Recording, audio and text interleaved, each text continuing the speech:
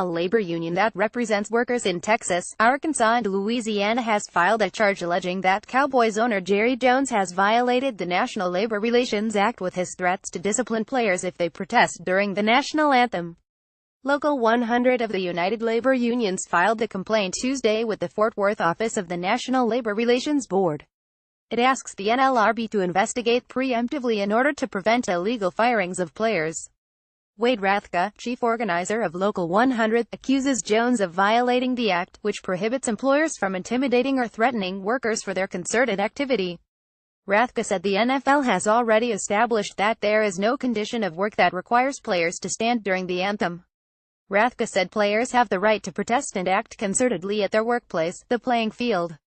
Jones is violating the act by attempting to prevent them from doing so, he said. Jones, through his efforts to bully his playing workforce, is attempting to unilaterally establish a previously non-existent condition of work, Rathke said in a written statement announcing the charge. Rathke said the point is the same, whether the discipline is the benching of a player for a game or firing him by an outright release. Either way it's a threat and you can't threaten someone's job for concerted activity, he said in an interview with the Star-Telegram. The point is he is threatening anybody and everybody. We are trying to send Mr. Jones a message that there is a law here. The law here is that you have the ability to act with your coworker. You can't just roll over someone's rights when they are a worker. You can't bully workers on the job. President Donald Trump might not get that. Jones might be confused, but these are workers with rights with the National Labor Relations Board. The board in Fort Worth will assign a field agent to investigate the charge. The first step will be to contact the NFL Players Association and the team. Messages left with the Cowboys and the NFL were not immediately returned. Meanwhile, NFL owners are expected to discuss the league's policy regarding the national anthem during meetings next week in New York. The NFL Game Operations Manual says players should stand for the national anthem. Changing the should to must is an option the owners and league could pursue during their meetings Tuesday and Wednesday, said NFL spokesman Joe Lockhart. I think there will be a discussion about the entire issue, including the policy. I'm not going to predict what might happen, Lockhart said. When told of the NFL's plans of changing the language of the policy and making standing a requirement, Rathke said, they haven't done it yet and the threat is right now.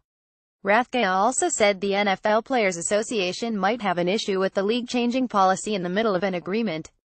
Lockhart declined to give a definitive answer when asked if owners could force players to stand for the national anthem. He also wouldn't speculate whether the issue would have to be collectively bargained between the NFL and the Players Association. We're going to do this together as an ownership group and a league with the players, he said. The NFL has not weighed in on Jones' stance.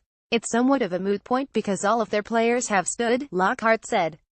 This has been an issue for more than a year since former San Francisco 49ers quarterback Colin Kaepernick kneeled to protest racial injustice and police brutality against people of color.